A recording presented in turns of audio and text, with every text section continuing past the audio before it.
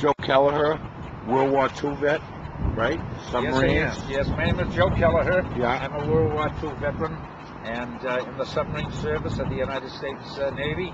And I'm standing by a plaque of a group of fellows that I grew up with that were lost during the World War II. And they were from the corner of Crossing and Broadway in Somerville, Mass. And we're now standing here overlooking the plaque and overlooking the corner that those fellows grew up in. And I feel as though that this plaque sits back here where nobody can see it, and I think it's in deplorable condition. It should be further out towards the sidewalk and taken care of better. It should be shined, and during December 7th of every year, there should be a wreath put on it by the American Legion Post 388, which I am a charter member of that post, and I'm sure that if these fellows had led, they all would have been, because of all the fellows that came from this corner, we were all members of 388. And I'll go down the list here and mention them. Over here is Arthur DiStefano. Arthur was in the Army, and they all went in around December of 1941, December, right after the war. And Fred Fairbanks, Stanley Tupper Jenkins, Dominic Butchie Langoni, John J. McCarty, Harold Happy Metzger, George S. Pando, and his brother Victor S. Pando, and Frank Ryan. Frank Ryan was in the Army. Pandos were in the Marines. Metzger was a Marine. John McCarty was a Marine. Dominic Langoni was, Butchie Langoni was in the Army.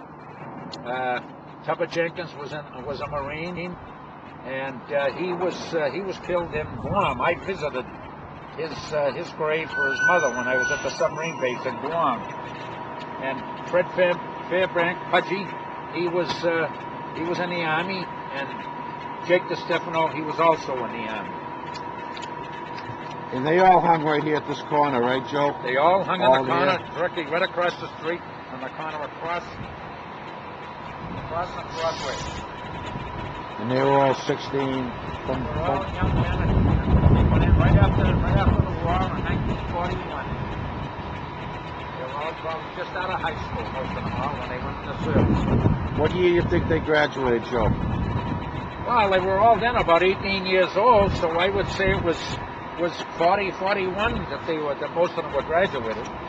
They were just a little bit older than me. I mean, I went after them, but they went just before me. So you think this memorial should be outdoor? My opinion that this should be further out.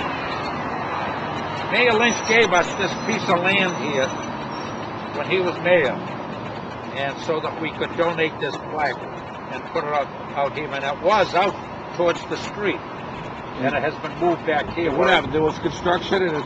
Yeah, they excavated the land around here, and when they did, they put the plaque was missing for a period of time. It should be refurbished so that the names are brought out more. So in other words, it should be polished.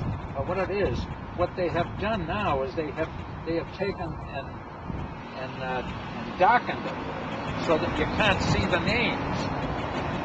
And I should think that it should be highlighted.